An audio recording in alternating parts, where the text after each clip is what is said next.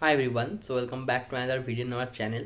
And today in this video we are going to talk regarding one of the most asked topics. Okay, I have recently posted a poll in my channel where there I have given 4 options and 4 topics I wanted to make a video about, and the most voted one was how to land multiple jobs in even in this recession period. Okay, so we are going to guide you today for this particular goal.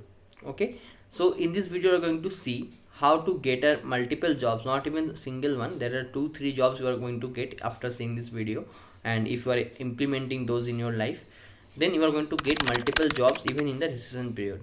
First of all, I am going to divide this part into 2 phases. Okay, first one is going to be preparation, second one is going to be job searching. Okay, so it does not matter how much you prepare if you are not even going to apply, if you are not getting links for applying, then how will you showcase your talent? So there are 2 important phases of this part. First part is going to be job preparation. In the job preparation, you have to grow, you have to teach yourself different stuffs. Okay, there are also multiple phases in the job preparation part. We are going to discuss them all one by one. Moving on to them, if you are new to the channel, make sure to subscribe and join our Telegram group from the description box link. Also make sure to click on the bell icon after subscribing, because we provide different hiring, onboarding and exam updates regularly. Make sure not to miss out. First of all, in every job, okay, there are generally 2 things that are common. First, there is an aptitude round or aptitude assessment. Okay, if you are looking for any job, and most of the jobs have this aptitude assessment, and also there is a technical round. Okay, so this is the major 2 common things for every job, and after that obviously there is an interview. So for aptitude round, you have to clear every round to go and reach to the interview to showcase your talents directly. Okay, so you have to clear every round for that. So you have to focus on every round equally, and you can shift your focus from one round if you have a stronghold in that round. So you can give that round less time and prepare for the other round more.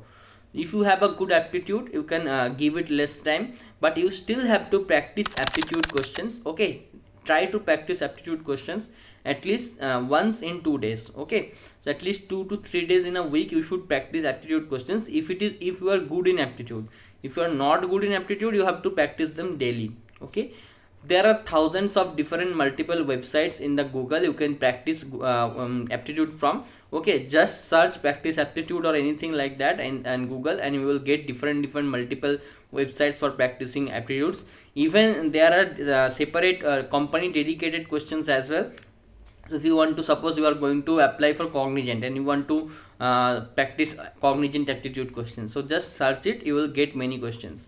So practice those. Okay, and even if you are already done with one aptitude questions, after 10 days or 15 days, try to repeat that one again for practice purpose, and for that you are going being able to do that or not. Okay, so aptitude is one of the main things. Also English and reasonings will be there along with maths there. Okay, so you have to try practicing all of these: English grammar, English vocabs, reasoning skills, and also like aptitude maths and all these things you have to prepare. Next is also some with aptitude in some exams or some hirings, there are technical MCQ questions as well. So you have to clear your basics for the different technical MCQs as well. Like from DBMS there are many questions, or from data structure, or for some cases there are pseudo codes given. You have to correct where is the error, or for some questions there might be the pseudo code given. You have to predict the output. These type of questions you can easily see. Also for some specifically tougher exams, there might be some questions related to operating system, clouds and these things as well, that you can, like, before applying for this particular exam, if you are seeing that in the syllabus there is cloud questions or operating system questions and all, then for that particular exam you have to prepare just 1 or 2 days before. No need to everyday practice this. Okay, but you have to practice the aptitude every day. If some particular exam has its technical MCQ round, then you should practice it before that exams, 1 or 2 days before that exam. It will be more than enough. Now let's talk about the second round, or the round most non-CSE background students fear, that is the coding round. So if you want to get a better package, or even now for basic packages also, people generally ask coding questions. Okay, If not for basic packages, for the higher package they will surely ask coding questions. That is surely a coding round, and there are not very long time for this. Okay, generally there are like 45 minutes you have to solve 2 questions, 1 hour you have to solve 2 to 3 questions, like that. Okay, so you will not get enough time to think 1 hour for only solving one code. But there is also one good point about that, that if there is a small or little time, the question is not hard, question is easy to moderate level. Okay, so even if you are practicing basic codings, then also it will be good for you. Okay, so first of all, for clearing this coding down, you have to learn at least one coding language, and I will suggest to learn to any OOPS or OOP supporting language like C++, Java, Python, anything. Personally, I will suggest learn Java, because then you will have a good understanding of problem solving skills and also logic buildings using Java, and it is generally widely used as well. So I will suggest learn Java first and learn from basic to intermediate level. Okay, if you are learning Java, you have to learn how to use Java collections as well. Okay, so that you can solve any code easily. If you learn collections framework or for C++ STL framework, if you are learning this, you can solve every code in very easy way. What you could have done in 30 minutes, you can do that after 10 minutes only. You have to learn up to these at least, and after that try practicing coding questions from different coding practice platforms are there, like HackerRank, HackerEarth, LeetCode also. But LeetCode high level or medium level questions also you can ignore for basic basic hirings. For some higher level CTC or high tougher companies like product based companies and all, you have to practice LeetCodes. But for these basic packages and basic companies that are hiring every day, you can just ignore LeetCode. For that you can just do it by using HackerRank, HackerEarth, GFG, these things only. Okay, so now coding is done. You have to practice coding every day so that you can easily solve it when there is an exam. So first of all, you have to do these things, then you have to prepare for the interview. For preparing for the interview, there is again one more step, that is making your resume. Okay, so first you need to have a solid resume. Need to have a solid resume, because for most of the companies, if it is not a mass hiring, the first is resume screening or resume shortlisting. If your resume is not impressive, they are not even going to send you aptitude assessment link. Okay, so if you are not even getting to the assessment, then you are not able to showcase your talents or not able to give your 100%. First of all, you have to make your resume in such a way that it catches everyone's eyes. Okay, it stands out. How you will do that?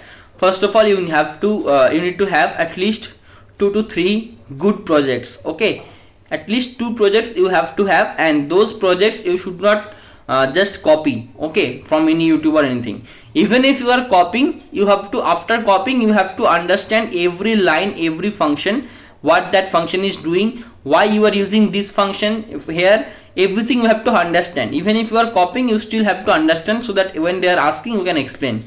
Okay, but that will come later, that will come in the interview phase. First you need to have the resume shortlisted. So for that you need projects, also your basic skills like conversation skill, communication skill, problem solving skill, leadership ability, good communication. These things you have to mention in your skills. And for every hiring, okay, I post different multiple hirings every day. For every hiring I post, I discuss the requirements and what is the required changes you should make in your resume before applying.